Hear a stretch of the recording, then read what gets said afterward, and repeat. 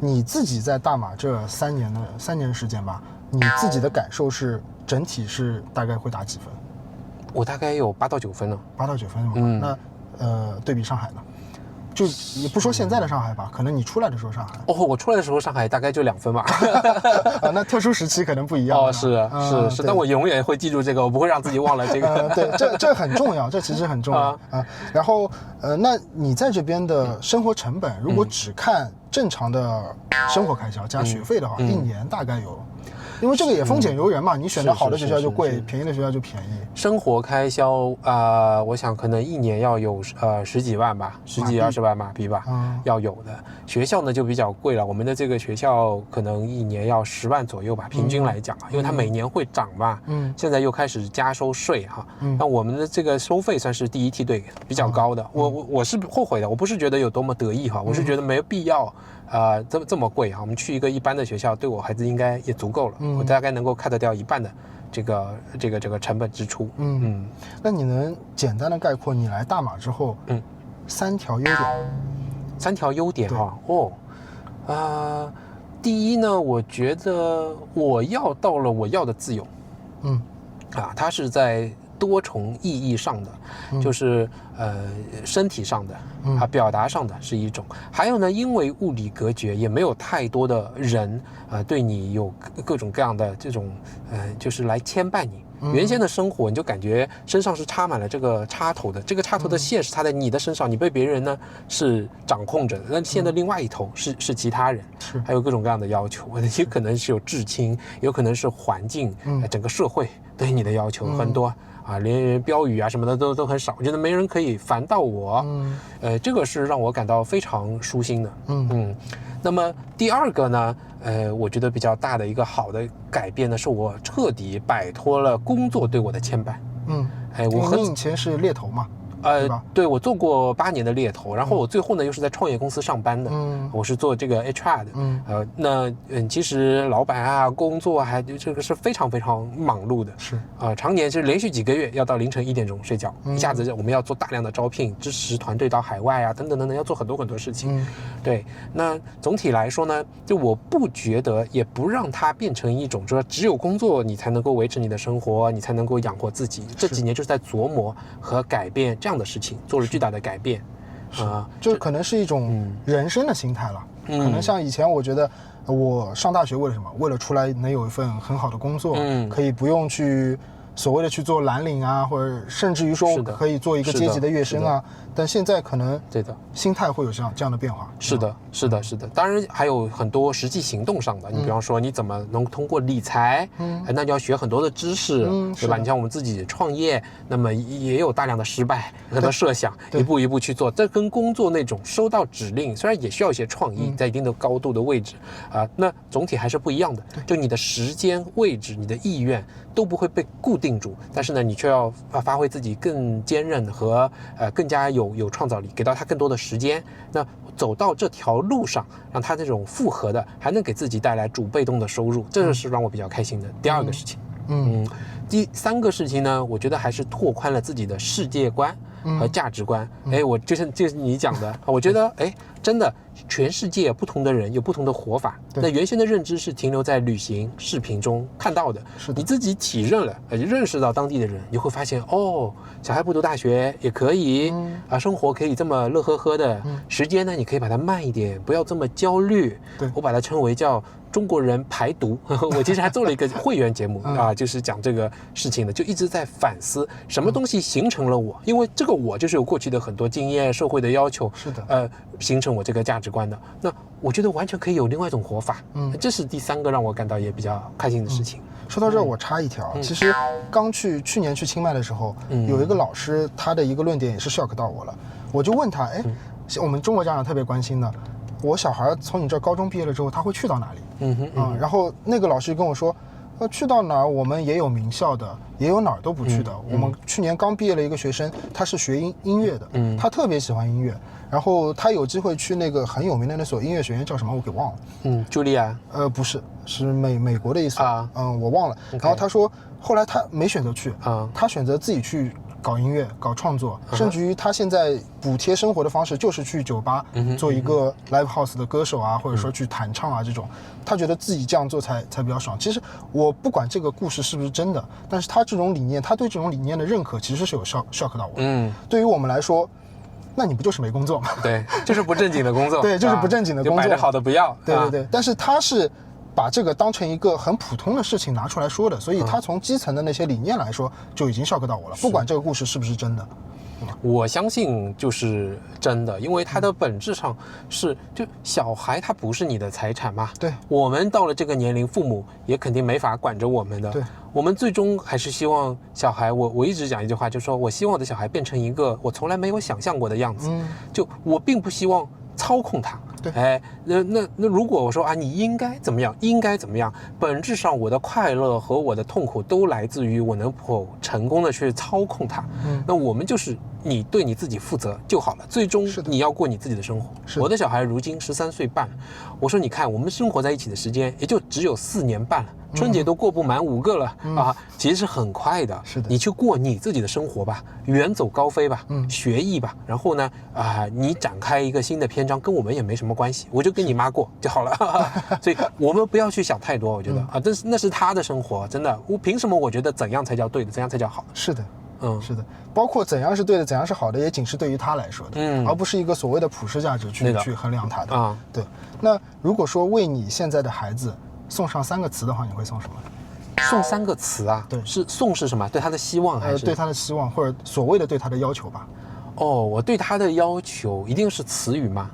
可以是句子啊，也可以是短句、长句都可以。首先一个呢，我们其实经常会跟他说的，就是他目前能够独立自主，包括说思想上的，包括说生活上的，都是可以做到独立自主。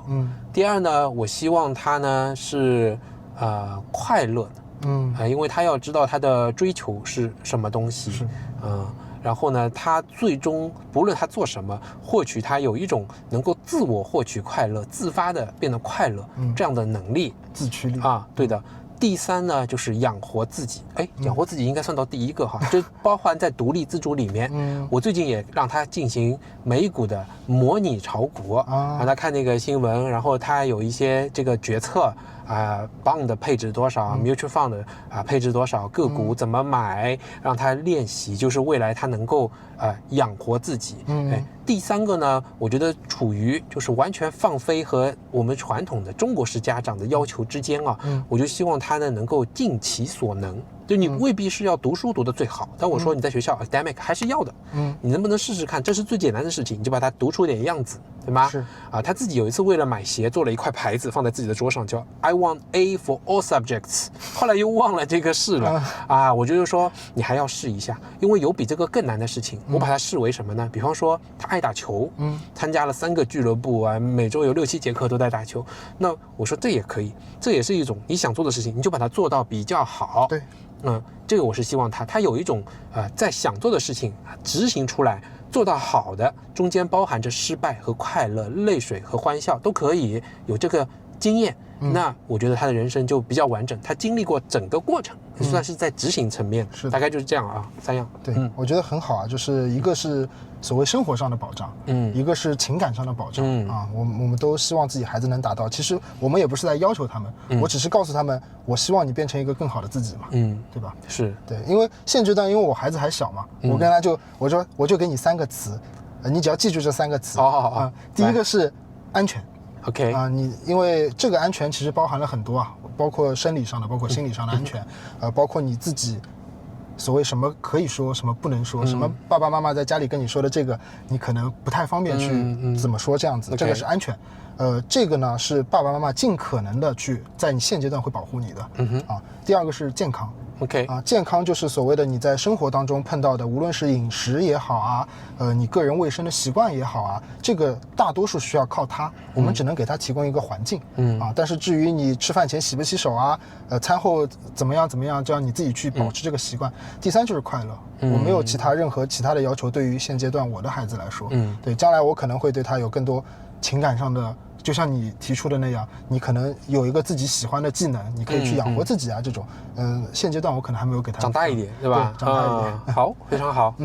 对。那刚刚其实有提到你来大马之后，你有3个喜欢的地方，那有没有不喜欢的地方？